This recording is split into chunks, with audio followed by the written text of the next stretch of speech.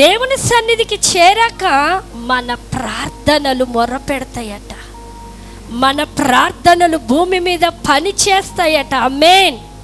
అందుకే ఈ లాస్ట్ సోమవారము 24వ తారీఖు అందరికీ తెలుసు, సోషల్ మీడియాలో వైరల్ అవుతున్నటువంటి ఒక మాట, ఒక మ్యాటరు, ఒక న్యూస్ ఏంటిది అనంటే, దైవజనుడు, పాస్టర్, సువార్థికుడు మరి ప్రవీణ్ పగడాల మరి దైవజనుడు నిద్రించినప్పుడు, అంటే హతసాక్షిగా మార్చబడ్డప్పుడు హైదరాబాద్లో 27వ రోజు మరి సెంటినరీ బ్యాప్టిస్ట్ చర్చ్లో సికింద్రాబాద్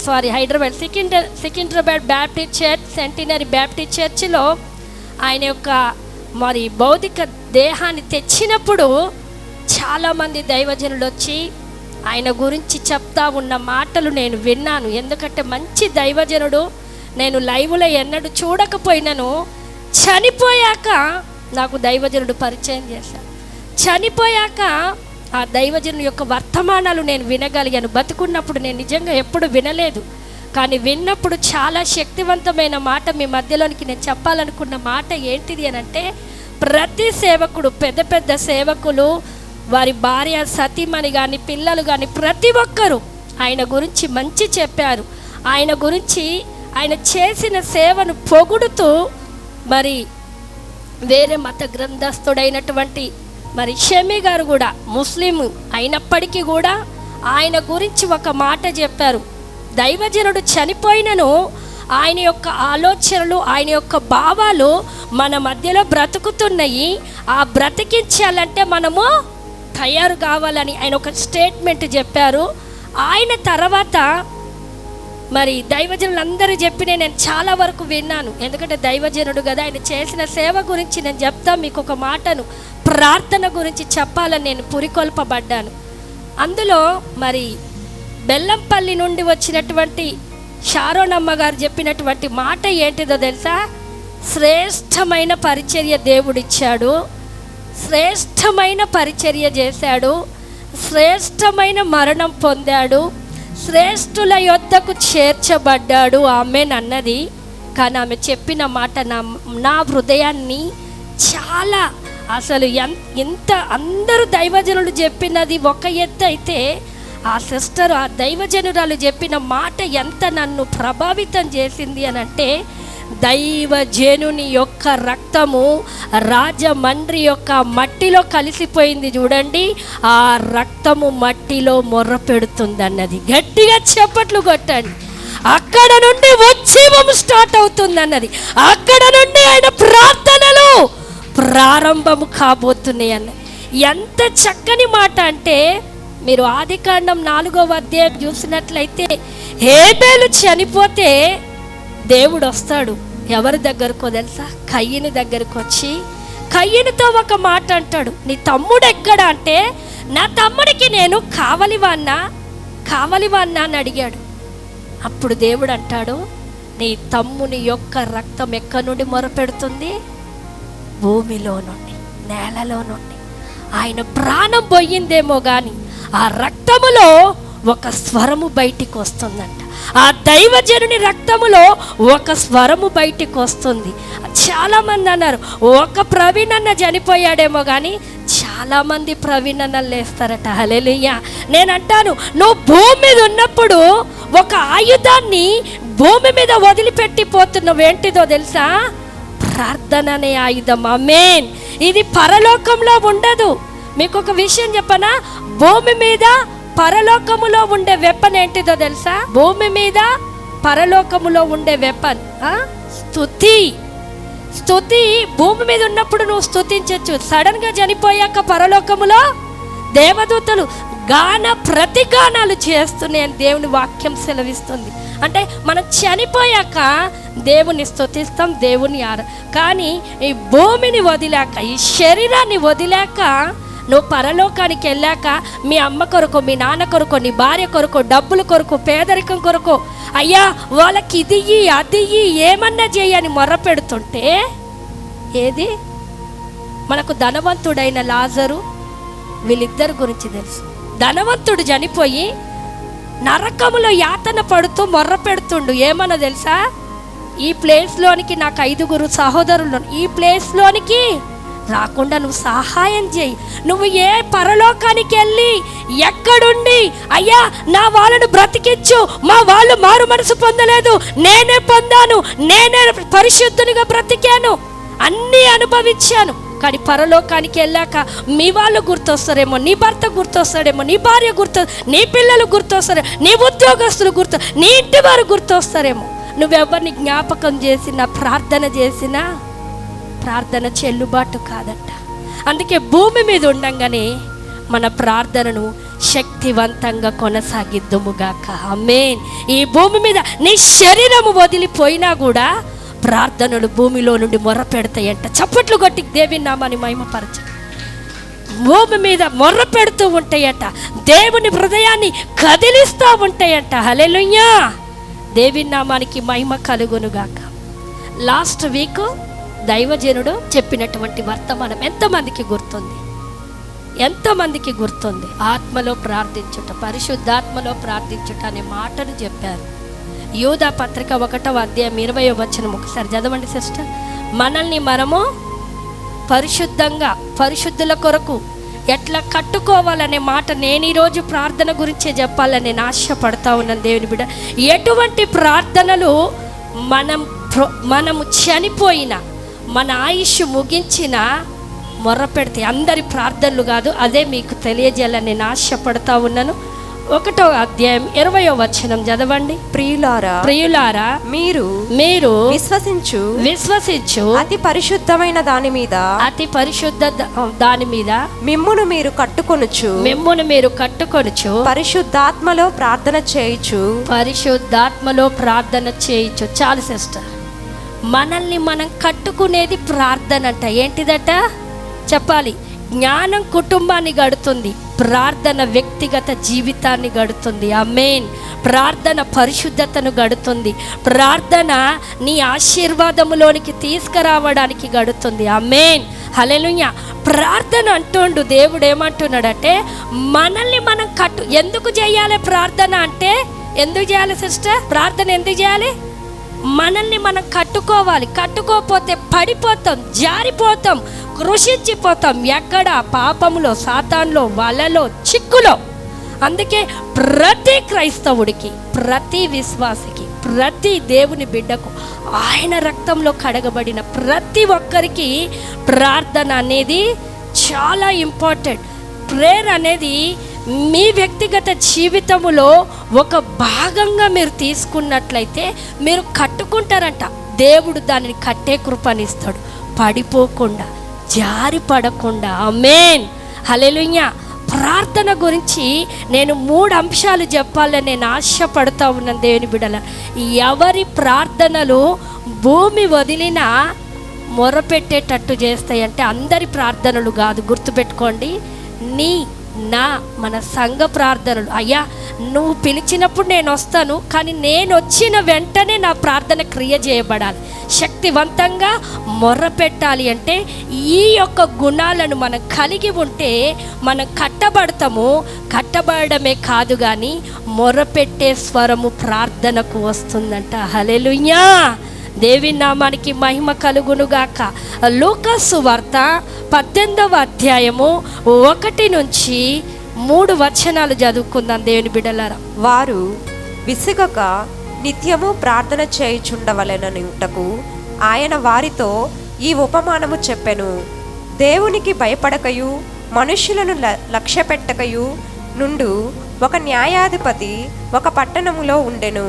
ఆ పట్టణములో ఒక విధవరాలును ఉండెను. ఆమె అతని యొద్దకు తరచూ వచ్చి నా ప్రతివాదికిని నాకును న్యాయము తీర్చమని అడుగుచూ వచ్చెను గాని. చాలు సిస్టర్, ఇక్కడ మనకందరికీ తెలిసినటువంటి వాక్యము లూకాసు వార్త 18వ అధ్యాయం 1 నుంచి 8 వచనాలలో నేను 3 వచనాలు చదివించాను. అక్కడున్నటువంటి మాట, యేసు ప్రభు వారు తెలియజేస్తున్నటువంటి మాట ఏంటిదంటే, విసుకక ఏం చేయొద్దట, దేనిలో విసుక్కోవద్దు. భర్త పనులు చెప్తానే ఉంటాడు, భార్య విసుక్కుంటుంది. భార్య పనులు చెప్తానే ఉంటుంది, భర్త విసుక్కుంటాడు, పిల్లలు విసుక్కుంటారు, తల్లిదండ్రులు విసుక్కుంటారు. ఈ లోకంలో పదే పదే పని చేయమన్నా విసుక్కుంటాం, పదే పదే ఉద్యోగాలు చేయమన్నా విసుక్కుంటాం, ఏది చేయమన్నా మనకొకటి అదే రొటీన్గా చేస్తూ ఉంటే విసుగు వచ్చేస్తుంది. నాకు కూడా అప్పుడప్పుడు రోజు లేవాలి వండాలి, ఎంత విసుగు వస్తుందో తెలుసా? నిజం. నాకు కూడా వంట తప్పితే బాగుండు అని పని చూడండి, పని చేస్తూ ఉంటే విసుగు. బట్టలు ఉతుకుతున్నా కొద్దీ వస్తూనే ఉంటాయి మనకు, సముద్రంలో బట్టలు.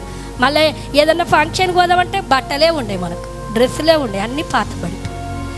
ఏదైనా విసుగు, పనిలో కానివ్వండి, తిండిలో కానివ్వండి, ఇదేట్లోనైనా విసుగు వస్తూనే ఉంటుంది. కానీ యేసు ప్రభు వారు చెప్తున్నారు, నిత్యము విసుగక. అంటే ప్రార్థనలో నీకు నాకు తెలియజేస్తున్నది దేవుడు ఏంటిదనంటే, ఏమొస్తుంది? నిన్ను నువ్వు కట్టుకునేటప్పుడు చెప్పాలి. ఇప్పుడు నిన్ను నువ్వు కట్టుకునేటప్పుడు యూదా అంటున్నాడు, మిమ్మల్ని మీరు కట్టుకోవాలి. ఎందులో? ప్రార్థనతో, పరిశుద్ధాత్మతో ఉండి మీరు కట్టుకుంటే పడిపోడు అంటున్నాడు. పడిపోకుండా, జారి పడకుండా స్టెబిలిటీగా, స్థిరత్వంగా ఉంటామని యూదా తెలియజేస్తే, యేసు ప్రభు వారు ఉంటున్నారు, అమ్మా ప్రార్థన చేస్తూ కట్టుకుంటానంటున్నావు కానీ ఒక్కొక్కసారి విసుకొస్తుంది. భర్త మారాలి అనుకుంటాము, మారని సూచనలు కనబడితే భార్యకి విసుకొస్తుంది. వీడు మారడు, ఈ జన్మకు, అంటే ఇంకో జన్మ ఉందేమో తెలియదు మనకు, ఇంకో జన్మ ఉందో మనకు తెలియదు. ఇంకో జన్మ ఉంటే ఆయనే చేసుకుంటామంట, వద్దు పోయిన జన్మలనే ఏగిన, ఈ జన్మలో కూడా ఏగమంటావా అని వద్దని ఆప్షన్లు కూడా తీసేసుకునే మహానుభావులు, మహాను తల్లులు ఉంటారు ఇప్పుడు. కానీ ఎందుకు ఈ మాట చెప్తున్నానంటే, ప్రార్థనలో కట్టుకునేటప్పుడు మనకేమొస్తుంది అన్నాడు యేసుప్రభు, విసుగు అనేది ఖచ్చితంగా వస్తుందండి. విసుగును జయించాలి. ఆ విసుగును అనేది ఏం చేయాలంటే మనము పోరాడాలి. అందుకే ఒక విధవరాల్ని, ఒక అన్యాయస్తుడైన న్యాయాధిపతిని మనకు దేవుడు జ్ఞాపకం చేస్తూ ఉన్నాడు. దేవుని బిడ్డలు, ఆమె నాకు, నా ప్రతివానికి అక్కడ రాయబడినటువంటి మాట ఏంది అనంటే 3వ వచనంలో, ఆమె అతని యొద్దకు, చదవండి సార్, ఆమె అతని యొద్దకు తరచుగా వచ్చి. ఎట్లా వస్తుందంట? నీకు ప్రార్థనలో విసుగు వస్తుంది అంటే అర్థం ఏందో తెలుసా? తరచుగా ప్రార్థన చేసే వారికి విసుగు రాదు. మీకు అర్థం కాలేదు ఇంకా. ఒక్కసారి ప్రార్థన చేస్తాను చూడు, ఉదయకాలమే చేస్తే మళ్ళీ ఉదయమే, రాత్రికాలం చేస్తే మళ్ళీ రాత్రికాలమే. నీ సమస్య వచ్చినప్పుడే చేస్తాం, నీకు పేదరికం వచ్చినప్పుడే చేస్తాం. చేతిలో డబ్బులు, పర్సులో డబ్బులు, బియ్యం డబ్బాలో బియ్యం అయిపోతే అప్పుడు ప్రార్థన చేస్తావు. అప్పుడు ఖచ్చితంగా ఎప్పటికి చూసినా నాకు పేదరికమే ఉంది, ఎప్పుడు చూసినా మేము సమృద్ధి అయిన బ్రతుకుతలేమన్నటువంటి విసుగు వస్తుంది. కానీ ఈ విసుగును జయించాలి అంటే తరచుగా ఏం చేయాలట? తరచుగా ప్రార్థన చేస్తే నీకు విసుగు అనేది ఉండదు. హల్లెలూయా. కట్టుకోవాలి. ప్రార్థనతో కట్టుకునేటప్పుడు నీకు విసుగు వస్తుంది. నీ జీవితం నీవు కట్టుకోవాలి, నీ పిల్లల జీవితం నువ్వు కట్టాలి, నీ భార్య జీవితం, నీ భర్త నీ ఉద్యోగ జీవితం, నీ ఆశీర్వాదము, నీ సంపాదన నువ్వు కట్టాలంటే విసుగులు ఖచ్చితంగా వస్తాయి. కానీ నువ్వు తరచుగా ప్రార్థన చేస్తుంటే ఈ విసుగు విరుగుడైపోతుంది. ఆమేన్, హల్లెలూయా. దేవుని నామానికి మహిమ కలుగును. ఈ తరచుగా చేసేవాళ్ళు ఎట్లా ఉంటారంటే, తరచుగా చేసే ప్రార్థన భూమిలో ఉన్నప్పుడు వారి రక్తము మొర్ర పెడుతుంది. గట్టిగా చేపట్లు కొట్టి దేవుని నామాన్ని మహిమపరచు. ఎప్పుడు అర్థమైందా? ఎవరి రక్తం అంటే, అమ్మ నేను చచ్చిపోతే నా రక్తం మొర్ర పెడుతుందిలే అన్నారా? జాగ్రత్త. తరచుగా దేవునితో సంబంధం కలిగిన వాళ్ళు, తరచుగా దేవునితో మొర్ర పెట్టేవాళ్ళు, తరచుగా మీ సమస్యల కొరకు దేవుణ్ణి అడిగేవారు, వారి రక్తము ఒకవేళ చిందించబడుతున్నప్పుడు, సడన్ డెత్, అకాల మరణాలు వచ్చినప్పుడు చెప్పలేం, హతసాక్షులుగా మార్చబడుతున్నాం. చెప్పలేం. దేవుని పిలుపుని అందుకొని వెళ్ళినప్పుడు నీ రక్తము దేవునికి మొర్ర పెడతా ఉంటుందట. హల్లెలూయా. దేవుని నామానికి మహిమ కలుగునుగాక. రెండవది, ఇది మొదటిది, తరచుగా నువ్వు ప్రార్థన చేయటం వలన నీకు విసుగు ఉండదు. రెండవది, నువ్వు తరచుగా ప్రార్థన చేయుటతోటి ఏమైపోతావు అంటే పరలోక పౌరునిగా మార్చబడతావు. ఎప్పుడో అమావాస్య పుణ్యానికి చేస్తే పండగ క్రైస్తవులు. ఏ క్రైస్తవులు? మీరు చాలా వరకు గమనిస్తారో లేదో కానీ క్రిస్మస్, జనవరి 1, ఈస్టర్, గుడ్ ఫ్రైడే, ఇవి 4 చాలా క్రిస్టియన్కి ఇంపార్టెంట్. మీరు ఈ పాలం అంతా చూడండి, లేకపోతే ఇంకెక్కడైనా సంఘాలు చూడండి, సంఘంలో సభ్యులు సరిపోక బయట షామినార్లు వేస్తారు. ఎందుకు? మరి ప్రతి సండే వేస్తుండ్రంటే వెయ్యరు, ప్రతి సండే కిక్కిరిస్తుంటారంటే ఉండరు. ఎందుకు? మనం గుడ్ ఫ్రైడేకి వెళ్ళాలి, ఈస్టర్కి వెళ్ళాలి, 31st వెళ్ళాలి, వాగ్దానాల కొరకు వెళ్ళాలి, లేదంటే దేవుడు పుట్టిన దినాన్ని మనం ఆరాధించాలి అని వెళ్ళే క్రైస్తవులు ఉంటారు చూడండి. వాళ్ళు పరలోక క్రైస్తవులుగా ఉండలేరు. కానీ తరచు అంటే నువ్వు సోమవారం నుండి శనివారం వరకు నీ వ్యక్తిగత జీవితాన్ని నీ ఇంటిలో గడిపి ఈ యొక్క ప్రార్థనా మందిరములో, దేవుని సంఘమనే శరీరముగా చేయబడినటువంటి మందిరములో నువ్వు జత చేయబడుతూ, సమకూర్చబడుతూ, నువ్వు ఇక్కడ చేస్తున్న ప్రార్థన దేవునికి పరలోక పౌరునిగా దేవుడు ముద్ర వేస్తాడట. హల్లెలూయా. ఎందుకు మనము మందిరానికి ప్రతి ఆదివారం రావాలంటే, అమ్మ నేను పరలోక, మీకు ఒక చిన్న ఎగ్జాంపుల్ చెప్పి నేను ముందుకెళ్తాను. ఇప్పుడు గవర్నమెంట్ రాను ప్రతిదీ ఒక్కొక్క తీరుగా కండిషన్స్ పెడుతున్నది. రేషన్ కార్డు ఎంతమందికి ఉంది? రేషన్ కార్డులో నువ్వు బియ్యం తినకపోవు, తీసుకోవాలి, తీసుకొని తంబెయ్యాలి. అవునా? తీసుకొని తంబెయ్యకపోతే నీ రేషన్ కార్డు, నువ్వు కాస్ట్లీ బియ్యం తిన్నా, జీలకర్ర మసూరు తిన్నా, కర్నూలు మసూరు తిన్నా, ఏ మైసూరు తిన్నా, బాస్మతి బియ్యం తిన్నా, ఎన్ని తిన్నా, ఎందుకు నువ్వు ఆ బియ్యం తినవు కదా, నువ్వు తీసుకోవు కదా, నువ్వు తంబేయకపోయినా పర్వాలేదంటే నువ్వు రేషన్ కార్డు కొట్టివేయబడితే ప్రభుత్వ దృష్టిలో నువ్వు లేవు అని ప్రభుత్వము అందించే పథకాలు నీకు వర్తించు. అదే రకంగా దేవుడు అంటున్నాడు, తరచుగా ఎందుకు చేయాలమ్మా? ఎప్పుడో నా సమస్య వచ్చినప్పుడు, నా కష్టం వచ్చినప్పుడు నేను చేస్తా అంటే పరలోక పౌరునిగా నువ్వు ఉండవు. పరలోకములో ఏమి ఇవ్వబడ్డాయో ఎఫెసీ పత్రిక 1:3 సెలవిస్తుంది, ప్రతి ఆశీర్వాదము క్రీస్తు యేసునందు ఏమనుంది? తీయకూడదు, నేను ప్రతి వాక్యం నా నోట్లో నుండి వచ్చేస్తుంది, నేను రాయలే ఆ మాట. ఎఫెసీ 1:3, క్రీస్తు యేసునందు మీ ప్రతి ఆశీర్వాదము. మీ ఆశీర్వాదం నీ భార్య దగ్గర లేదు, నీ భర్త దగ్గర లేదు, నీ పిల్లల దగ్గర లేదు. నువ్వు అనుకుంటున్నా నా కొడుకో నా కూతురో మంచి ఉద్యోగం చేస్తే నా పేదరి, ఆమె చేసి ఇంకా అప్పులు చేస్తుంది. గుర్తుపెట్టుకో, నీ ప్రతి ఆశీర్వాదము ఫైనాన్షియల్ ద్వారము, నీ హీలింగ్ ద్వారము, నీకున్నటువంటి సంతోషము సమాధానానికి సంబంధించిన ద్వారము, ఆశీర్వాదము ఎక్కడ లింక్ అయి ఉందట. అందుకే నువ్వు తరచూ ఎక్కడికి పోవాలి? హాస్పిటల్కి వెళ్దాం. తరచూ ఎక్కడికి పోదామి? బేర్లా దగ్గర పోదాం. తరచూ ఎక్కడ పోదాము? ఫెస్టివల్ హిందూస్ చేసుకునే దగ్గర పోదాం. తరచూ ఎక్కడికి పోదాము? అక్కడ కాదు మనం వెళ్ళాల్సింది, తరచూ వ్యక్తిగత ప్రార్థనలోనికి వెళుతూ. రెండవది, మనం తరచుగా మందిరములో నువ్వు కూడుకుంటే పరలోక పౌరుడివని దేవుడు గుర్తించి పరలోక సంబంధమైనటువంటి ప్రతి ఆశీర్వాదం ప్రతిది కూడా నీకు ఇవ్వడానికి హక్కుదారుడివై ఉంటావు. ఆమేన్, హల్లెలూయా. దేవుని నామానికి మహిమ కలుగును. ఎట్లా ప్రార్థన చేద్దాం మనము? తరచుగా మీ ఇంటికి వస్తానండి. 3వ రోజు ఈ వారం అంతా రప్పించుకుంటుంది, అమ్మ తల్లి ఈమెకు ఛాయలు పెట్టలేము, చికెన్లు వండలేము, మటన్లు వండలేము. కొత్తగా జంట అయిన స్వప్న దినేసిన ప్రతి 3 రోజులకు ఒకసారి వస్తే ఏమంటావమ్మా? పెళ్ళి చేసింది ఎందుకే నీకు? ఈడుంటావు నువ్వు, పో అత్తగారి ఇల్లు నుండి, లేకపోతే వేరే కాపురం అన్న పెట్టి అంటమానమా? తరచుగా మన పిల్లలు వస్తేనే, మనకు బంధువులు వస్తేనే మనకు ఒక విసుగు వస్తుంది. కానీ దేవుడు అంటున్నాడు, తరచు ప్రార్థన చేస్తే, అమ్మ మనుషులు తరచుగా వస్తే నీకు విసుగు వస్తుంది, పని ఎక్కువైతుంది. గుర్తుపెట్టుకో, పక్కనున్న వారికి చెప్పు, తరచుగా ప్రార్థనలుండు. ప్రార్థన చేయలేదా, తరచుగా నీకు మూట పట్టుకొని వస్తూనే ఉంటారు నీ బంధువులు. తరచుగా వచ్చేస్తుంటారు సమస్యలు, తరచుగా వచ్చేస్తుంటాయి నీకు రోగాలు.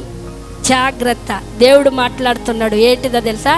తరచు ప్రార్థన మనం చేస్తే పరలోకానికి మనం కనెక్ట్ అవుతాం.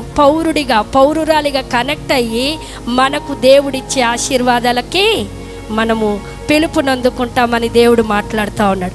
రెండవది, తరచుగా చేయడం వల్ల నువ్వు సోమరివి కావట. సోమరిగా ఉన్న వాళ్ళు హల్లెలూయా చెప్తారా? దేవుని నామానికి మహిమ కలుగునుగా. సోమరిగా ఉండరంట, లేజితనం అంట. ఎప్పుడో ఒకసారి ప్రార్థన చేసినాం అనుకోండి, ఎందుకు ప్రార్థన చేస్తే ఆమెకు నిద్ర వస్తుందో తెలుసా? ఆ అమావాస పుణ్యానికి కళ్ళు మూసి ప్రార్థన చేస్తుంది. అందుకే నువ్వు దీర్ఘ ప్రార్థనలు గంటలు గంటలు చేస్తుంటే ఎదుట ఆమె నిద్రపోతుంటా. తరచు ప్రార్థన చేసామనుకో నిద్ర ఉండదు. దేవుని వాక్యం సెలవిస్తోంది. సామెతల గ్రంథం 22వ అధ్యాయం 27, 28, చురుకుగా ఉండుట అంటే తరచుగా చేసే ప్రార్థన నిన్ను చాలా చాకచక్యములోనికి నడిపిస్తుంది. దాన్ని ఏమంటారు చురుకుగా ఏమంటారు ఇంగ్లీష్లో? షార్ప్. చూడండి, దేవుడు మాట్లాడుతున్నాడు. తరచుగా ఎందుకు చేయాలంటే, అసలు యుద్ధం చేసేవాడు సోమరిని ఎన్నుకుంటారా, చురుకైన వాళ్ళని ఎన్నుకుంటాడా?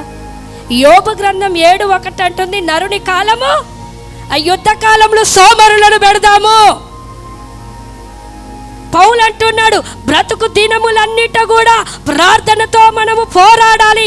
పోరాడే వాళ్ళు సోమరులా అంటే మనము తరచుగా ప్రార్థన చేయడం ద్వారా ఏమైపోతున్నామంట చెప్పాలి, సోమరితనం పోతుందట. అందుకే తరచు ప్రార్థన చేయాలి. గంటకు చేయండి. గంటకు తినే వాళ్ళని చూసిరు ఎవరన్నా? ఎందుకు చూడరండి, చూస్తారు. స్నాక్సో టిఫినో ఏదో ఒకటి, చాక్లెటో బిస్కెటో టిఫినో కాఫీలో ఏవో, అసలు వాడికి అరుగుదల కూడా ఉండదు. ఇస్తూనే ఉంటాం, తింటూనే ఉంటాడు, తాగుతూనే ఉంటాడు. తరచుగా తింటానన్నా అనారోగ్య పాలైపోతారు. కానీ దేవుడు అంటా ఉన్నాడు, తరచుగా చేసే ప్రార్థనలు నీ విసుగుతనాన్ని, నీ మొండితనాన్ని, నీకెదురవుతున్న కష్టతరాన్ని, గొడ్డుతనము దేవుడు తీసేస్తాడట. హల్లెలూయా. దేవుని నామానికి మహిమ కలుగునుగాక. ఏం చేస్తాడట? అందుకే తరచు ప్రార్థన చేయండి. గంటకి చేయండి, అరగంటకోసారి చేయండి. నీకు మెలకువ వస్తే ప్రార్థన చేయండి. మెలకువ లేకపోయినా నిద్రపోతున్నా నీ శరీరము నిద్రపోతుంది, కానీ నువ్వు ఆత్మలో ఉండి ప్రార్థన చేయడము మరచిపోవద్దట. తరచు ప్రార్థన నిన్ను చురుకుదనంలోనికి నడిపేస్తుంది. తరచు ప్రార్థన నిన్ను పరలోక పౌరునిగా మారుస్తుంది. తరచు ప్రార్థన నిన్ను పడిపోకుండా కట్టేటట్టుగా సహాయపడుతుంది. అందుకే మనం ప్రార్థన ఎప్పుడు చేస్తున్నామండి? ఉదయకాల ప్రార్థన చేసినామంటే మళ్ళా ఉదయకాలమే. నేను వద్దనను, మీరు జాబులు చేస్తున్న టైం లేదు అనుకుంటే మీరు వెళ్తున్నప్పుడు, నడుస్తున్నప్పుడు, వెహికల్స్ ఎక్కుతున్నప్పుడు, ప్రయాణాల్లో ఉన్నప్పుడు దేవుణ్ణి జ్ఞాపకం చేసుకోండి. నీ సమస్యను జ్ఞాపకం చేసుకోనండి. అదే నువ్వు మోకరించి దేవుని సన్నిధిలో అడిగే ప్రార్థన వేరు. నువ్వు నడుస్తా, బట్టలు ఉతుకుతా, వంట చేస్తా, ప్రయాణంలో ఉంటూ నడుస్తూ నువ్వు దేవుణ్ణి మొరపెట్టినా కూడా ఆ ప్రార్థన దేవుడు వింటా ఉంటాడు. హల్లెలూయా. దేవుని నామానికి మహిమ కలుగునుగాక. తరచుగా చేసే ప్రార్థన పేదరికాన్ని తీసుకురాదంట. చూడండి, సామెతల గ్రంథం 24వ అధ్యాయంలో 30 నుంచి 34 వచనాల్లో ఉంటుంది ఆ మాట. ఒకసారి సోమరివాణి చేను నేను దాటిరాగా తెలివి లేని వాని ద్రాక్ష తోట నేను దాటిరాగా ఇదిగో దాని ఎందంతటా ముండ్ల తుప్పలు బలిసి ఉండెను, దూలగొండ్లు దాని కప్పి ఉండెను, దాని రాతి గోడ పడి ఉండెను.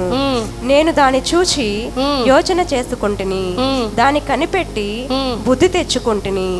ఇంకా కొంచెము నిద్ర, ఇంకా కొంచెము కునుకుపాటు పరుండుటకై, ఇంకా కొంచెము చేతులు ముడుచుకొనుట, వీటి వలన నీకు దరిద్రత పరిగెత్తి వచ్చును. ఆమేన్.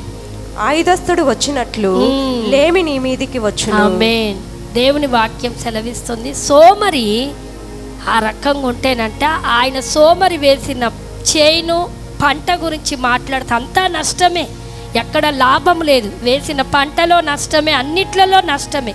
అప్పుడు బుద్ధి తెచ్చుకొని ఏమంటున్నాడంటే, ఆయుధదారుడు కొంచెం ఆ సోమరి వాళ్ళు ఏం చేస్తారంటే నిద్రలోనికి వెళ్తారు, నిద్రను ఎక్కువ ఆస్వాదిస్తారు, నిద్రను ఎక్కువ ఇష్టపడతారట.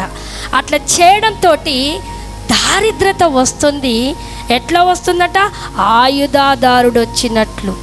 మన ఇంట్లోకి లేమి భయంకరంగా రావడానికి కారణం ఏంటిదో తెలుసా? ఒక్క పూట ప్రార్థన, సగం ప్రార్థన, కొంచెం ప్రార్థన, అది నువ్వు చేస్తే నీ ఇంట్లో లేమి ఉంటుంది. అదే తరచుగా చేసావనుకో లేమిని నువ్వు తరిమేస్తావంట.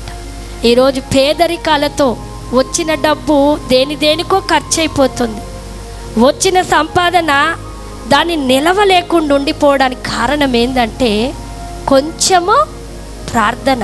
ఆ కొంచెం ప్రార్థన చేసి ఎక్కువ టైం నిద్రపోతాం, ఎక్కువ టైం ముచ్చట్లు పెడతాం, ఎక్కువ టైము దేనికో కేటాయిస్తుంటాం. అందుకే ఆయుధదారుడు లేమిని తీసుకొని వస్తుండంట.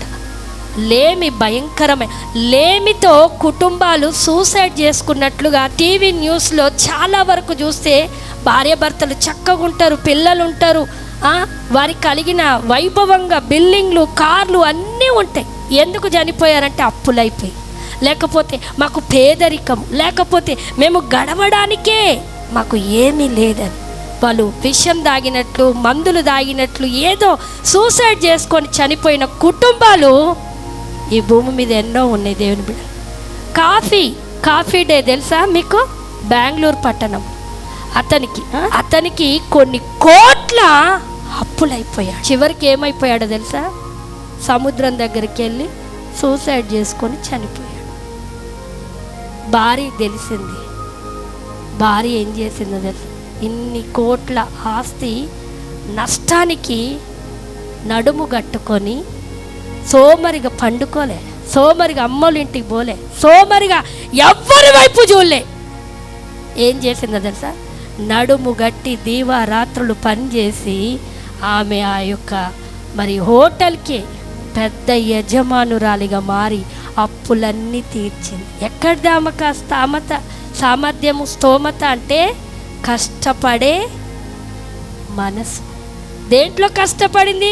నేను పేదరికాన్ని చేయించాలి, అప్పులను చేయించాలని నడుము గట్టింది ఒక స్త్రీ. మన ఇంట్లో పేదరికం వస్తే ఆమె పని చేయడానికి నడుము గట్టింది. నువ్వు ఏ పని చేయాలి? ప్రార్థనకు నడుము గట్టు. ఆమేన్. అందుకే ఎఫెసీ పత్రిక 6వ అధ్యాయంలో ఉంది, నడుమనే సత్యమనే దట్టిని నడుముకు కట్టుకోనండి.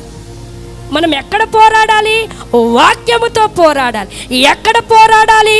సాతానుతో, మన కంటికి కనిపించని దురాత్మలతో ప్రార్థనలో పోరాడాలి. ఆమేన్, హల్లెలూయా.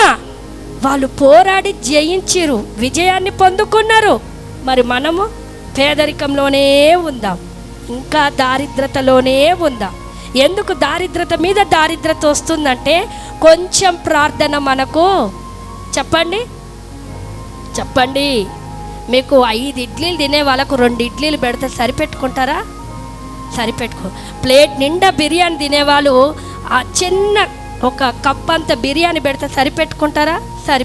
మన శరీరానికి సరిపోదు. అందుకే దేవుడు అంటా ఉన్నాడు, చిన్న లిటిల్ ప్రేయర్ మనకు సరిపోవట్లేదు. తరచుగా చేస్తూ ఉంటే నీ పేదరికాన్ని అణిచివేస్తావు, నీకున్న కష్టాన్ని అణిచివేస్తావు. పరలోక పౌరుడిగా నువ్వు మార్చబడుతూ పరలోక పౌరునిలో మరి పరలోకంలో ఉండే ఆశీర్వాదాలకి నువ్వేమైపోతావో తెలుసా? హక్కుదారుడిగా, కుమారుడిగా, కుమార్తెగా నువ్వు పిలువబడతావు. చప్పట్లు కొట్టి దేవుని నామాన్ని మహిమపరచే. హల్లెలూయా. దేవుని నామానికి మహిమ కలుగునుగాక. ఒకసారి 2 భార్యాభర్తలుండి, అమ్మే నేను ఎంత డబ్బులు సంపాదిస్తున్నా కదా, రేపు నేను పుట్టుక్కుమంటాను, ఈ డబ్బంతా ఏం చేస్తామంటే ఏం చేయాలండి అని అడిగింది. అడిగితే నేను చచ్చిపోయినప్పుడు నా గుంటలోనే, నా సమాధిలోనే ఈ డబ్బేసి నన్ను పూడ్చిపెట్టు అని అనగానే ఏమన్నది కదా, అండి నేను తప్పకుండా నీ భార్యనండి, తాళి కట్టించుకున్న భార్యనండి, వాగ్దానం చేయబడిన భార్యనండి, నేను మీరన్న పనే చేస్తానగానే ఆయన ఆ సంతోషానికి అవధులు లేక, కొందరికి సంతోషానికి స్ట్రోకులు వస్తాయి, కొందరికి దుఃఖానికి స్ట్రోకులు వస్తాయి. జాగ్రత్త, అందుకే ఏ పడతాయి చెప్పకండి. ఆయనకు ఆ సంతోషం తట్టుకోలేక స్ట్రోక్ వచ్చి చచ్చిపోయింది. తెల్లారితే భూస్థాపన స్టార్ట్ చేస్తున్నారు. భార్య గుర్తుకొచ్చింది. ఏమన్నా తెలుసా, నా భర్త చనిపోయేటప్పుడు డబ్బులన్నీ సమాధిలో వేయకపోతే ఆయన ఆత్మ నా దగ్గరికే వస్తుంది అనుకొని ఆయన సమాధి కార్యక్రమం చేస్తుంటే, ఆగండి నా భర్త గారి కోరిక నేను నెరవేర్చాలి. ఏంటిదంటే చనిపోయేటప్పుడు ఆస్తినంతా డబ్బునంతా దాంట్లో వేయమన్నారండి అని చెప్పేసి ఇప్పుడు ఒక పిలుపునిచ్చింది. కెనరా బ్యాంకు దగ్గర నుంచి నాకొక దాన్ని ఏమంటారండి, చెక్కు, ఆయన పేరు మీద ఉన్న డబ్బులన్నీ చెక్కు మీద రాసి ఆ చెక్కును సమాధిలో వేసి ఇప్పుడు బూట్ చేయండి అంటుంది. ఏమంటుంది? చెక్కు మీద రాసి చెక్కును అందులో వేసి సమాధి పెట్టబెట్టి ఇప్పుడు బూట్ చేయండి అంటే అర్థం ఏంటిదో తెలుసా? మీకు అర్థం కాలే? నీ చెక్కు నీకు వచ్చి నువ్వు సంపాదించింది, నా భర్త సంపాదించిన డబ్బు. అట్లుంటారు క్రైస్తవులు. ప్రార్థన చేయమ్మా, తరచుగా వచ్చే శ్రమలను జయించండి అమ్మా అంటే ఇట్లా జయించము. అందుకే దేవుడు అంటా ఉన్నాడు, నువ్వు తరచుగా ప్రార్థన చేసి నువ్వు శ్రమలను జయించకపోతే తరచుగా నిన్ను వెంటాడుతూనే ఉంటవి సమస్యలు, రోగాలు, నొప్పులు, వేదనలు, అవమానాలు. అందుకే తరచుగా ప్రార్థన చేస్తే పరలోకములో ఉండే ఆ యొక్క ధననిధికి మనము అర్హులుగా ఉండబోతున్నాం. హల్లెలూయా, దేవుని నామానికి మహిమ కలుగునుగా. లాస్ట్ మాట చెప్పి నేను ముందుకు వెళ్ళాలని నేను ఆశపడతా ఉన్నా. ఎంతమంది దేవునికి భాగస్వాములు కావాలనుకుంటారు? అమ్మ, నీ భర్తకి భార్యకి కాదు, మనం దేవునికి భాగస్వాములు. చూడండి, కొన్ని భూమి మీద నడిపిస్తూ ఉండే కొన్ని సంస్థలు, గోల్డ్వి కావచ్చు, మనీవి కావచ్చు, ఏమైనా, అమ్మ మీరు మా దాంట్లో చేరితే, మాకింత గడితే, మీరు మా భాగస్వాములు అయితే, మేము ఏ ఆఫర్లు పెట్టినా, మేము ఏది చేస్తున్నా టక్కున మీకు ఇన్ఫర్మేషన్ ఇస్తాం, క్లిక్ లాగి ఇచ్చేస్తాం. మీరు నా దగ్గరికి రానవసరం లేదు, మీరు మమ్మల్ని ముట్టుకోనవసరం, మా షాపును తాకనవసరం లేదు, మేము ఒక సమాచారాన్ని మీకు పంపిస్తామని ఏదో ఒకటి. నేను ఒక్కసారేమో మల్బార్లో ఏదో ఒకటి గోల్డ్ కొన్నాను.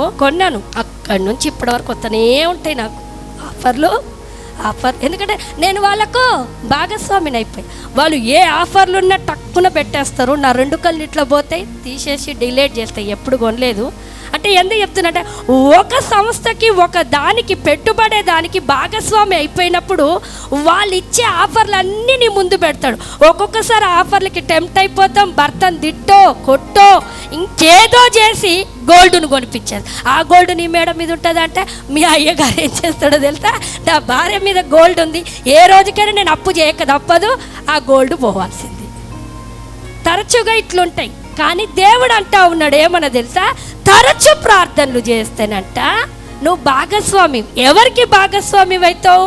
యేసయ్యకు భాగస్వామి. ఎందుకు భాగస్వామి అయ్యి ఏం చేస్తాడు అని అంటే దేవుడు అంటా ఉన్నాడు. కానీ దేవుడు అంటా ఉన్నాడు, ప్రార్థన తరచుగా చేసే ప్రార్థన అంట ఏం తీసుకొస్తుందంటే ఆయనకు భాగస్వామిగా తీసుకొస్తుంది.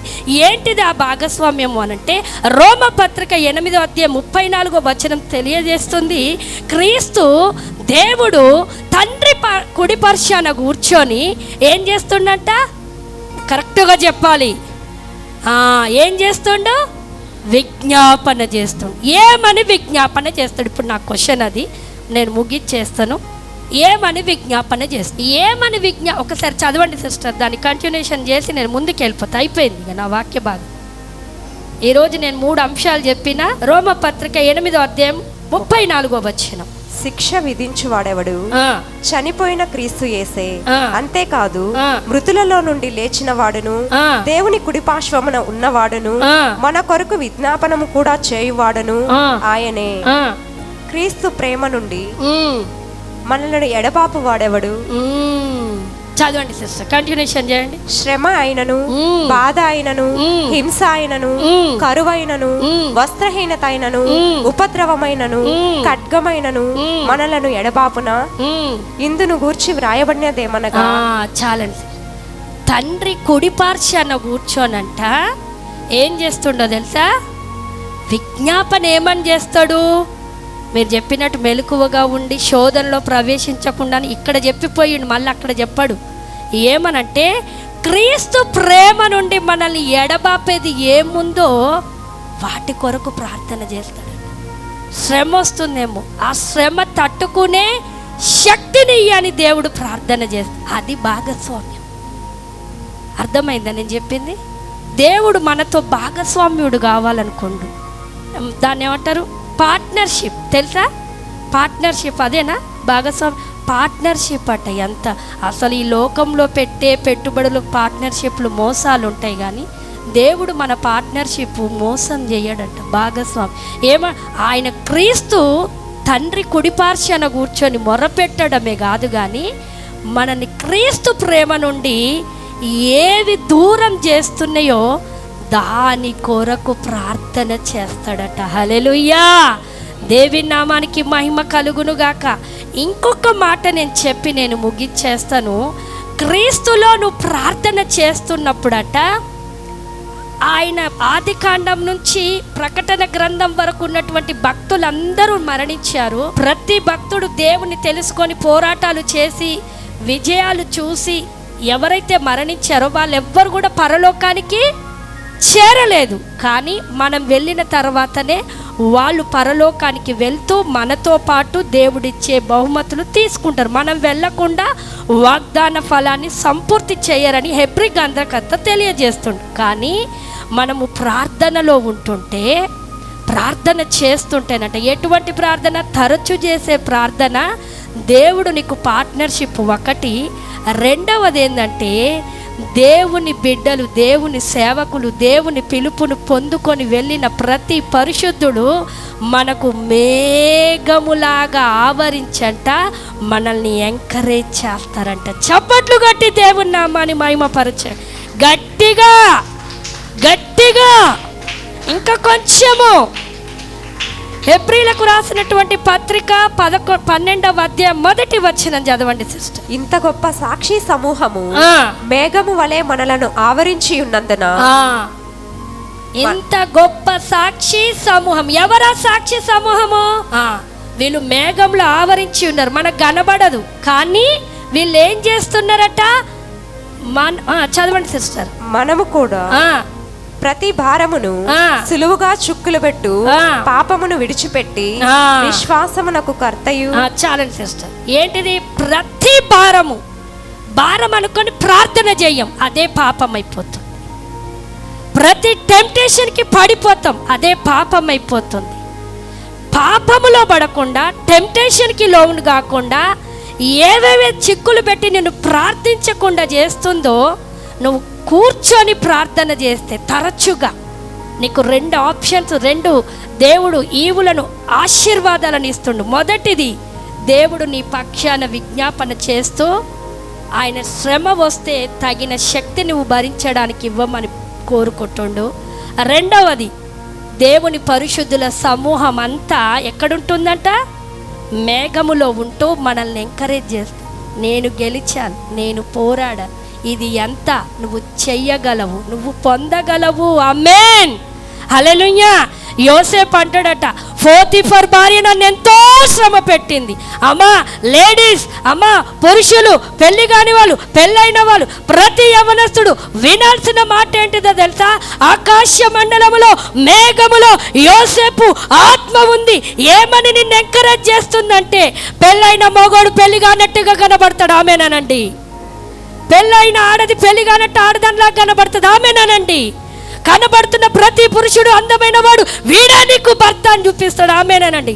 యోసేపు ఆత్మ అంటుంది, అమ్మా పడిపోకు, పాపం చెయ్యకు అని నిన్ను ఎంకరేజ్ చేస్తూ పురికొలుపుతుందంట. ఆమేన్, హల్లెలూయా. దేవుని నామానికి మహిమ. ఎందుకు ప్రతి పురుషుడు, ప్రతి స్త్రీ, పెళ్ళైన వాళ్ళు, పెళ్లి కాని వాళ్ళు ఎందుకు పాపంలో పడిపోతున్నారంటే? ప్రార్థన లేకనే. ఎందులో? ప్రార్థన లే. మామూలు ప్రార్థన చేస్తే పడిపోతాం, తరచుగా చేసే ప్రార్థన పడి దానియేలు అంటుండు, ఓ నన్ను నువ్వు దేవుణ్ణి మొక్కపోతే 30 దినముల వరకు నీ దేవునికి నువ్వు నీ రాజుకు నువ్వు మొరపెట్టకపోతే సింహాల గుహలో వేస్తున్నారు. అమ్మా నువ్వు దేవుడని యేసుక్రీస్తు అని ఎక్కడైనా నువ్వు మొక్కతలేవేమో, ఎక్కడైనా నీ దేవుని నువ్వు అంగీకరిస్తలేవు, నన్ను జ్ఞాపకం చేసుకో, దానియేలుని నేను జ్ఞాపకం చేసుకొని ఆకాశ మండలములో వారి ఆత్మ నిన్ను ఎంకరేజ్ చేస్తుంది. హల్లెలూయా, దేవుని నామానికి మహిమ కలుగునుగాక. అది ఆ దేవుని ఆత్మ పొందుకొని దేవుని యొక్క సాక్ష్యాలు కలిగినటువంటి ఈ లోకములో ప్రతి దేవుని భక్తుడు శ్రమ పొందారు, శోధనలు జయించారు. వాళ్ళని మనం జ్ఞాపకం చేసుకోవాలంట. చూడండి, శాంసోను స్త్రీకి పడిపోయాడు, యోసేపు స్త్రీకి. మరి ఇద్దరికి ఏంది వ్యత్యాసం? ఈయన అభిషేకం ఉంది, ఈయనకేముంది? ఏముంది? ఈయనకు అభిషేకం ఉన్నా శాంసోను పడిపోయాడు స్త్రీకి, ఈయనకేముంది? నేను ఇప్పటిదాకా ఇళ్ళకెళ్ళే వచ్చింది. ప్రార్థన, గుంటలో ఉన్న ప్రార్థన, ఖైదీగా ఉన్న ప్రార్థన, దాసుడిగా అమ్మబడ్డా గట్టిగా చప్పట్లు కొట్టండి. దేవా, ఈ వారం అంతా మీరు ప్రార్థన చేయనట్టున్నారు. శాంసోను అంటున్నాడు, వెర్రవీగినటువంటి దేవుని అభిషేకముతో ఉన్నటువంటి జడలల్లుకొని ఉన్నటువంటి శాంసోను, ఓ నా మీద అభిషేకం ఉంది, నేను తాడును ఏదైనా పచ్చి దవడ ఎముకతో 1000 మందిని చంపిన శక్తి, బలము, అభిషేకము, దేవుని అభిషేకము, నేను పడిపోను. అభిషేకం ఉన్నోళ్ళు కూడా పడిపోతారు. జాగ్రత్త. వరాలున్నా పడిపోతారు. ఆమేనండి. అభిషేకం ఉన్నా పడిపోతావు, వరాలున్నా పడిపోతావు. ఏముంటే పడిపోవో తెలుసా? ఇప్పుడు దేనికి ఇంపార్టెంట్ ఇవ్వాలి? అమ్మా, కుండలు నూనెలు పోసి అభిషేకం దగ్గర పరిగెత్తకండి. ఈరోజు కుండ పోసుకుంటావు, రేపొద్దున నీ కుండ పగిలిపోతుంది. జాగ్రత్త. ఈరోజు దేవుడు నిన్నే హెచ్చరిస్తున్నాడు, నాతో సూటిగా మాట్లాడు. అందుకే ఆ దైవ జనుని రక్తము భూమిలో మొరపెడితే ఎంతోమంది సేవకులు లేవబోతురని చెప్తే, ఏంటిదా సీక్రెట్? అభిషేకం కలిగిన సేవకుడు కాదు, వాక్యం, వక్త, ఉన్నది ఉన్నట్టుగా సత్యాన్ని ప్రకటించే దైవజనుడు. నేను అభిషేకాన్ని నేను కించపరుస్తలేను దేవుని బిడ్డలు. మీరు అనుకుంటారు ప్రార్థన అభిషేకించు, అభిషేకం పొందుకొని సౌలు పడిపోయాడు దేవుని బిడ్డ. పక్కనున్నవారు చూడు, అభిషేకం కాదు, నువ్వు ఊకే అడగాల్సింది. ఏమడగాలి? ప్రార్థనతో మనం కట్టుకోవాలి. అభిషేకంతో కట్టుకున్నాడు పడిపోతాడని రాయలే, ప్రార్థనతో కట్టుకుంటే పడిపోడు. హల్లెలూయా, హల్లెలూయా. అందుకే మీరు ఏం కట్టుకుంటే పడిపోరు. శాంసోను పడిపోయాడు అభిషేకం, కానీ యోసేపు పడిపోలేదు. ఎందుకో? స్త్రీ కదా, అయ్యా ఎవ్వరు లేరు, చేసేద్దామన్నది చెడు కార్యం. కానీ ఏం చేసేవాడు? పారిపోయాడు. ఈమె దగ్గరికేమో వచ్చేసాడు శాంసన్. ఏంటిది సీక్రెట్ అంటే ప్రార్థన లేకపోతే ప్రతి క్రైస్తవుడు పడిపోతాడు. మామూలు ప్రార్థన చేస్తే పడిపోతావు, చిన్న ప్రార్థనలు చేస్తే పడిపోతావు. తరచుగా చేసే ప్రార్థన. అందరం లేచి నిలబడదామా? పక్కనున్న వారిని చూడండి, తరచుగా తింటున్నావా అని అడుగు. తరచుగా చికెన్లు తెచ్చుకుంటాం, తరచుగా అన్నీ తెచ్చుకుంటాం, కానీ ప్రార్థన తరచుగా. నాకు ఉషారాని సిస్టర్ ఈ మధ్యకాలం 1 year అయింది. ఆమెకు కొంచెం స్పిరిట్ డౌన్ అయినప్పుడు వెంటనే నాకు కాల్ చేస్తారు. ఎందుకు చేస్తారు? ఎంకరేజ్మెంట్. అమ్మ నేను డల్ అయిపోయా, నాకు ఇది అవుతుంది, నేనేం చెయ్యాలి? అట్లా మీరు అడగడం చాలా శ్రేయస్కరం. అయ్యో నేను చెప్పుకుంటే పాశ్రమకేమైంది, నేను చెప్పుకుంటే బ్రదర్ ఏమనుకుంటారు అంటే నీ స్పిరిట్కు, నీ ఆత్మకు, నీ ఆశీర్వాదానికి నువ్వే కోల్పోతావు. మీరు డల్ అవుతున్నప్పుడు మీకు తెలియదు, తెలిస్తే చెప్పండి. ఒకవేళ మీకు తెలియనప్పుడు దైవజనులుగా మాకే దేవుడు తెలియజేస్తాడు. కానీ మీకు తెలిస్తే మాతో మీరు పంచుకోండి. శాంసోన్ అభిషేకంతో ఉన్నా పడిపోయాడు. యోసేపు ప్రార్థనతో పడిపోలేదట. గుంటలో ఉన్నా, ఖైదీగా ఉన్నా, అమ్మివేయబడ్డా, ఏమి చేయబడ్డా తరచుగా దేవునికి ప్రార్థన చేస్తూనే మొరపెట్టాడు. ఆమేన్, హల్లెలూయా. తరచు ప్రార్థన. నేను 3 మాటలు చెప్పాను. మొదటిది, మనల్ని కట్టుకుంటాం. ఎవరు కట్టుకుంటారంటే తరచుగా చేసే ప్రార్థన కట్టుకుంటాం. రెండవది, తరచుగా చేసే ప్రార్థన పరలోక పౌరునిగా మార్చం. తరచుగా చేసే ప్రార్థన చురుకుదనములోనికి నడిపిస్తుంది. పాపము చెయ్యవు, నిన్ను సోమరితనంగా చెయ్యవుది, నిన్ను దారిద్ర్యంలోనికి నడిపించదు. తరచుగా చేసే ప్రార్థన భాగస్వామిని చేస్తుందట. దేంట్లో భాగస్వామి తెలుసా? దేవుని పరిశుద్ధులు నీకు సహకరించేటట్టుగా దేవుడు నీకు శ్రమ ఎదురైతే ఏమవుతుందో తెలుసా? తరతరాలకి ప్రార్థన వచ్చేస్తుంది. హల్లెలూయా, దేవుని నామానికి మహిమ కలుగును గాక. ప్రార్థన వలనే పయనము, ప్రార్థనే ప్రాకారము, ప్రార్థనే ప్రాధాన్యము, ప్రార్థన లేనిదే పరాజయం.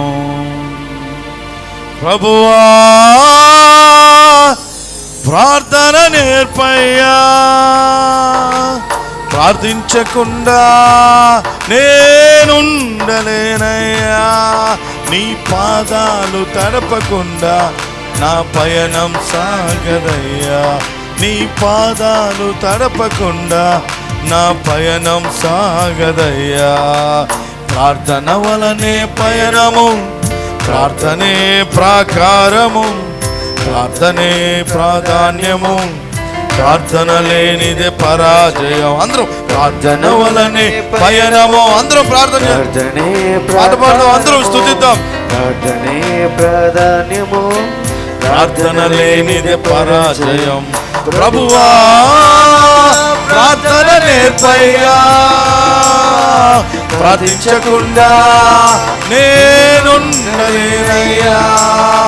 ప్రభువా ప్రార్థన నేర్పయ్యా, ప్రార్థించకుండా నేనుండలేనయ్యా, నీ పాదాలు తడపకుండా నా పయనం సాగదయ్యా, నీ పాదాలు తడపకుండా నా పయనం సాగదయ్యా, నీ పాదాలు తడపకుండా నా పయనం సాగదయ్యా, నీ పాదాలు తడపకుండా నా పయనం సాగదయ్యా. లా లా లా లా నే ప్రాణము, లా లా లా లా లా లా లా, లా లా లా లా లా లా, ప్రార్థన లేనిదే పరాజయం. లా లా లా లా లా లా లా, ప్రార్థనే ప్రాకారము, ప్రార్థనే ప్రాధాన్యము, ప్రార్థన లేనిదే పరాజయం. హల్లెలూయా. కళ్ళు మూసుకుందాం దేవుని బిడ్డలారా. ఎదుగో నీ కన్న బిడ్డలో నీ ఎదుట కనబడతా ఉన్నారు, నీ భర్త నీ ఎదుట కనబడతా ఉన్నారు, రక్షణ లేని వాళ్ళు నీ ఎదుట కనబడుతున్నారు. వాళ్ళు దేవుళ్ళు గొప్పగా రావాలని ఆశపడుతున్నావా? వాళ్ళు ప్రయోజకులుగా మారి దీర్ఘాయుషుతో వాళ్ళు ఒక మధురమైన జీవితాన్ని చేయాలని ఆశపడుతున్నావా? అయితే ప్రార్థన వారి కొరకు చేయాలి, ప్రార్థన చేయాలి. ఎంతోమంది కన్న బిడ్డలు చూస్తుండగానే పాప మార్గంలోకి వెళ్ళిపోతా ఉన్నారు, నాశనపు పుత్రుని చేతిలోకి వెళ్ళిపోతా ఉన్నారు. సూజన్ వెస్లీ అనే దంపతులు, అమ్మా దేవుడు వాళ్ళకి ఇచ్చిన బిడ్డల్ని రాత్రి అనక పగలనక ఒక గర్భ వేదనతో వాళ్ళ బిడ్డల దగ్గర కూర్చొని అంగలార్చి ప్రార్థిస్తూ ఉంటే దేవుడు వాళ్ళ పిల్లల్ని దీవించాడు. వారిలో గొప్ప దైవ సేవకులు ఇద్దరు లేచారు. జాన్ వెస్లీ, చార్లెస్ వెస్లీ దేశాన్ని కదిలించే వాళ్ళుగా మార్చబడ్డారు. అదే పేర్లు ప్రపంచంలో అనేక మంది వారి పేర్లు పెట్టుకొని, ఆ ఆశీర్వాదపు పేర్లు పెట్టుకొని ఎంతోమంది దేవుని బిడ్డలుగా సేవకులుగా బ్రతుకుతా ఉన్నారు. ఎక్కడి నుండి వచ్చిందో తెలుసా? ప్రార్థన ప్రార్థన. ప్రార్థిస్తున్నావా తల్లి? నీ బిడ్డల కొరకు ప్రార్థిస్తున్నావా? నీ భర్త కొరకు ప్రార్థిస్తున్నావా? నీ తల్లిదండ్రుల కొరకు ప్రార్థిస్తున్నావా? నీ భార్య కొరకు నువ్వు ప్రార్థిస్తున్నావా బిడ్డ?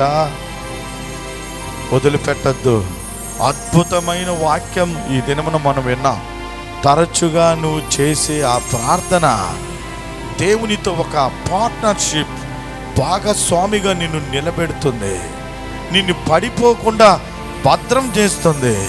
పరిశుద్ధుల ఆ మేఘంలో, ఆ సాక్షి సమూహంలో నిన్ను చూస్తూ వాళ్ళు బలపరుస్తూ ఉంటారు. వారి స్వరం నీకు వినబడుతూ ఉంటుంది. నిన్ను ఆయత్తపరుస్తుంటారు. రాకడికి, రాజ్యానికి ఆ మహిమను నీకు చూపెడతా ఉంటారు. చేద్దామా బిడ్డ? తరచుగా తరచుగా తరచుగా విసుకక సమయం దొరికినప్పుడల్లా నీ నోరు ఆయన్ని ప్రార్థించే స్థితిలో, నీ నోరు తెరిచి, బాగుగా నోరు తెరిచి నీ బిడ్డల కొరకు, నీ భర్త కొరకు, నీ ఇంటి కొరకు, నీ బంధుమిత్రుల కొరకు, మన సంఘం కొరకు, సేవకుల కొరకు మనం ప్రార్థన చేద్దామా? దేవుని ఆశీర్వాదం ఈ మందిరం మీద, నీ కుటుంబం మీద అల్లలాడుతుంది. నీ బిడ్డలు గొప్ప వ్యక్తులుగా మార్చబడతారమ్మా. నువ్వు చూస్తుండగానే గొప్ప ప్రయోజకులుగా మారిపోతారు. ఆకాశము అందనంత ఎత్తులోకి ఎదిగిపోతారు. జ్ఞానవంతులుగా మార్చబడతారు. మంచి మధురమైన బిడ్డలుగా, చెడు అలవాటులు లేకుండా, దుష్ట సాంగత్యం లేకుండా, పాపపు కట్ల నుండి బంధకాల్లోకి వెళ్లకుండా ప్రయోజకులవుతారు. ప్రయోజకులవుతారు. ప్రయోజకులవుతారు. నిన్ను చూసి గొప్ప తల్లివమ్మ అంటారు, గొప్ప తండ్రివయ్యా నువ్వు అంట. వదిలిపెట్టొద్దు, వదిలిపెట్టొద్దు. Never, don't give up. ఎప్పుడు కూడా వదిలిపెట్టవద్దు. ప్రార్థనని చేస్తూనే ఉండండి, చేస్తూనే ఉండండి. ప్రార్థనకి అసాధ్యమైనది లేదు. ప్రార్థనలో పెకలింపబడుటకు అసాధ్యమైనది ఏది లేదని దేవుని వాక్యం అంట. కనుక వదిలిపెట్టొద్దు. ప్రార్థిద్దాం, ఇంకా ప్రార్థిద్దాం, నిత్యము ప్రార్థిద్దాం, తరచుగా ప్రార్థిద్దాం. దేవుని శక్తిని మనము చూడగలుగుతాం. నీ కుటుంబంలో అద్భుతాలు చూడగలుగుతాం. దేవుని మహిమను చూడగలుగుతాం. దేవుని కార్యాన్ని నీ బిడ్డల జీవితంలో, నీ భర్త జీవితంలో, నీ భార్య జీవితంలో, నీ పిల్లల జీవితంలో, నీ తల్లిదండ్రుల జీవితంలో, నీ కుటుంబ జీవితంలో చూడగలుగుతావు. దేవుని బిడ్డ వదిలిపెట్టొద్దు. పాడైపోయాడని వదిలిపెట్టొద్దు. చెడిపోయాడని వదిలిపెట్టొద్దు. పతనమైపోయాడని వదిలిపెట్టొద్దు. ప్రార్థించు, మొర్రపెట్టు. ఆ ప్రార్థన ఏదో ఒక దినమున కొన ఊపిరి ఉండగానే రక్షణ పొందేటట్లుగా చేస్తుంది, మారు మనసు పొందేటట్లుగా చేస్తుంది. Yes, Lord. ఓహో మహిమా నీకే, మహిమా మహిమా నీకే, మహిమా. Yes, Lord. రక్షించబడిన నీకు బాధ్యత ఉంది. రక్షించబడిన మనకు ఒక గర్భ వేదన ఉంది. మహిమా మహిమా.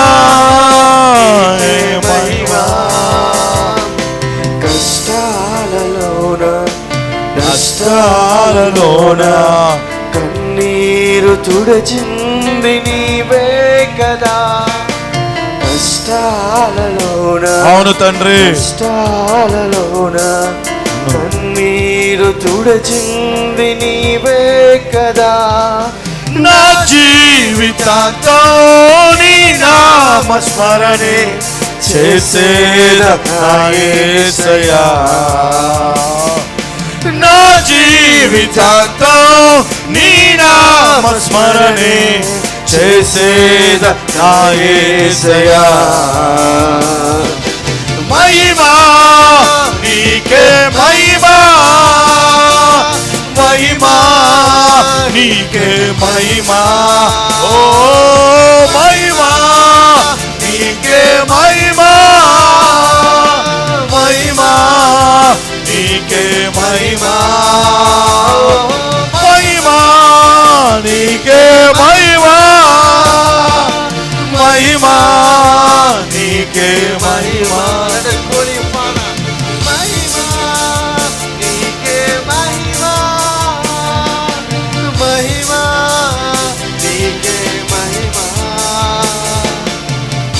Thank you lord. దేవుని బిడ్డ చిన్న తీర్మానం తీసుకుందాం. A small decision. దేవుని మందిరంలో, దేవుని ఆలయంలో, ఆయన మనతో ఉన్న చోటులో, మనతో కలుసుకున్న ఈ చోటులో ఒక స్మాల్ డెసిషన్, తీర్మానం తీసుకొని మనం ప్రార్థించుకుందాం. అదేందో తెలుసా? దేవా, నా ఇంటి కొరకు నేను ప్రార్థన చేస్తాను, నా భార్య కొరకు నేను ప్రార్థన చేస్తాను, నా బిడ్డల కొరకు నేను ప్రార్థన చేస్తాను, నా భర్త కొరకు నేను ప్రార్థన చేస్తాను, నా కన్న తల్లిదండ్రుల కొరకు, నా యొక్క తోబుట్టువుల కొరకు, నా అత్త మామ కొరకు నేను ప్రార్థన చేస్తాను. ఎందుకంటే వాళ్ళు నశించిపోట నీ చిత్తము కాదు. ఆ విధంగా తీర్మానం చేసుకుందాం. సంఘం కొరకు ప్రార్థన చేస్తాను, నా దైవ సేవకుల కొరకు నేను ప్రార్థన చేస్తాను, ఈ సంఘ పరిచయ కొరకు నేను ప్రార్థన చేస్తాను అని తీర్మానం చేసుకోండి.